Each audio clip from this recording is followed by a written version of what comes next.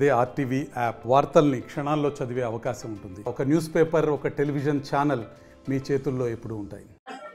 20వ సంస్మరణ సభ అలాగే మీ స్కూల్లో వచ్చినటువంటి మన ఊరు పటపు కాపులకి అలాగే ఈ అవకాశాన్ని ఇచ్చి ఈ సభను జరుపుకోవడానికి ఇంత మంచి ఫేస్ని ఇచ్చినటువంటి ఈ స్కూల్ హెడ్ మాస్టర్కి, ఇక్కడ ఉన్నటువంటి స్కూల్ స్టాఫ్ సిబ్బంది, అలాగే ఇక్కడ కూర్చున్నటువంటి ఈ ఊరు గ్రామస్తులందరికీ కూడా నేను ఆహ్వానం పలుకుతున్నా.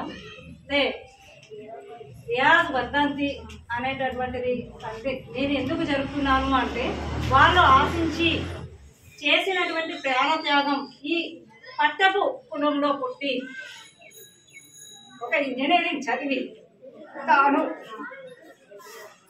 ఏదో సాధించాలని అమరుడై అట్లాంటి ఈ పట్టపు తల్లులంతా కూడా తన యొక్క పేరు స్థిరస్థాయిగా ఉండాలనేటటువంటిది ఈ మార్పులో మీరు కూడా ప్రతి ఒక్కరు కూడా ఆలోచించాలి.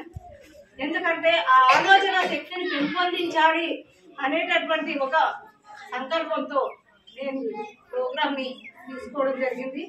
అయితే స్కూలు విద్య ఈ రోజు బాలలే రేపటి పౌరులు అని మనం పుస్తకాలలో చదువుకుంటున్నాం, కానీ ఒక కొటేషన్ గా మిగిలిపోకూడదు.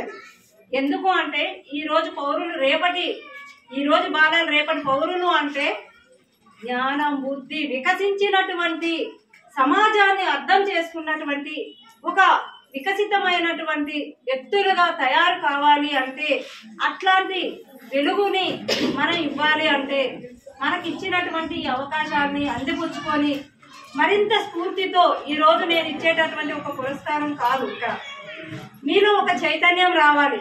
ప్రతి స్కూల్లోనే మనం చదువుకుంటున్నాము అనేటటువంటిది సమాజం కోసమా అనేటటువంటిది తెలుసుకోవడం కోసం అనేటటువంటిది నేను చెప్పాలనేటటువంటి దాని మీద చేస్తున్నా. హాయ్ ఫ్రెండ్స్, మాట్లాడకండి. ఎందుకంటే ఈ రోజు మన యొక్క గ్రామం కానీ ఏదైనా ఏమిటి ఈ సమాజం మార్పు, ఇది పెద్ద పెద్ద మాటలు మాట్లాడుతున్నాం, మీకు అర్థమయ్యే భాషలోనే చెప్తాను నేను. ఎందుకంటే నేను వచ్చింది మీకోసం. ఈ రోజు మనం కష్టపడి ఈ రోజు మన అమ్మలు చదువుకున్నారా? చదువుకోలేదు. ఏదో అక్షరము సంతకం పెట్టడము ఈ రోజు మన తల్లిదండ్రులు నేర్చుకున్నారు. పెద్ద పెద్ద ఉద్యోగస్తుల్లో లేరు. ఈ రోజు మనం 10th వరకు చదువుకుంటున్నాం. ఇంకొంచెం అవకాశం ఉంది. మన తల్లిదండ్రులు ఓటు ద్వారానో చేపలమో డబ్బులు సంపాదిస్తే డిగ్రీ వరకు చదువుతున్నాం. కానీ ఒకప్పుడు చదువుకోవాలంటే వ్యయ ప్రయాసాలు వచ్చి ఇప్పుడు ఇక్కడి నుంచి చదువుకోవాలంటే కావలికి వెళ్ళి చదువుకునేంత డిస్టెన్స్ లో చదువుకున్నటువంటి కాలంలో వెంకటేశ్వర్లు ఇంజనీరింగ్ వరకు చదువుకోవడంతో పాటు సమాజాన్ని చదవడం అంటే ఫస్ట్ మనం ఏంటి తెలుసుకోవడం. మన తల్లిదండ్రులు పడుతున్న కష్టాన్ని తెలుసుకోండి. మీరు మన ఇంటి పక్క వాళ్ళు ఏం కష్టపడుతున్నారు, ఏం చేస్తున్నారు, వాళ్ళకు ఒక మేలు చేసే పని మనం చేద్దామన్న ఆలోచన పెంచుకోండి. దేశం ఉద్ధరించడం అంటే, సమాజాన్ని ఉద్ధరించడం అంటే ఎంతో దూరం వెళ్ళి ఏదో చేయడం కాదు. ఫస్ట్ మనం బాగుపడాలి. మన చుట్టూ ఉన్న మన కుటుంబంలో సభ్యులందరూ మంచిగా మనిషి గౌరవించాలి. ఈరోజు మనం కొంచెం చదివేసరికి ఎందుకు మీ అమ్మ వాళ్ళు అరే పుస్తకం తీరండి అబ్బాయి ఈమెకి తెల్లాలేసిన నుంచి నా వెంట పడ్డమే అని మనం అనుకుంటాం. అవునా? మనం చదువు అంటున్నారు. ఎందుకు చదవమంటున్నారు? మంచి మార్కులు వస్తే మేము చదువుకోలేకపోయాము, మా పిల్లలైనా చదువుకుని ఉద్యోగం చేయాలి అని మన తల్లిదండ్రులందరి ఆశ, ఒక కోరిక. ఇదే ఊర్లో ఉన్నాం అనుకో, పక్క ఊర్లో వచ్చినా కూడా మనకు వాళ్ళతో మాట్లాడడం కూడా రాదు. అదే ఇక్కడ ఉండి మీరు ఈ రోజు కావలికి వెళ్ళి చదువుతున్నారు, హైదరాబాద్ వెళ్ళి చదువుతున్నారు అంటే ఒక మనిషిని ఇంకొక మనిషితో ఎలా ఉండాలి ఏంటనేది నేర్పిస్తారు. అదే సమాజం.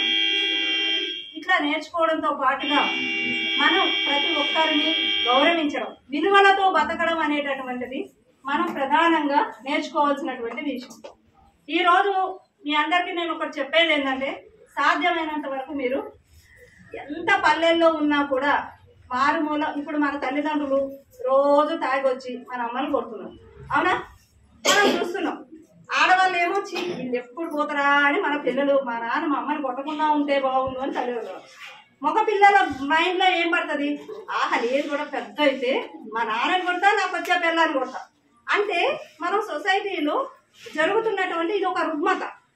దీన్ని ఏదైతే చూస్తున్నామో దాన్ని మనం నేర్చుకుంటాం. కానీ చదువుకున్న తర్వాత మనం ఇలా ఉండకూడదు అనేది మనకి చదువు నేర్పిస్తుంది, ఒక ఆలోచన కలిగిస్తుంది. రేపు మనం మన అమ్మల్ని చూసినటువంటి ఆ విధంగా కాకుండా మంచిగా ఇప్పుడు మన అమ్మలు తన్నులు తినేటప్పుడు రేపు నేను చదువుకొని మంచి ఉద్యోగం చేసుకోవాలి, ఇట్లా తన్నులు తినే భర్తని నేను సంపాదించాలి అని ఇక్కడ ఉన్న అమ్మాయిలు అనుకోవట్లేదా? అదిగో అందరూ మురుగుతున్నారు అంటే ప్రతి ఒక్క బుర్రలోకి కూడా వెళ్తుంది. అలాగే ఏదైనా ఒక టీవీలో కానీ మనం ఒక సినిమా చూసినప్పుడు కానీ మనకు ఒక ఇంపాక్ట్ వస్తుంది.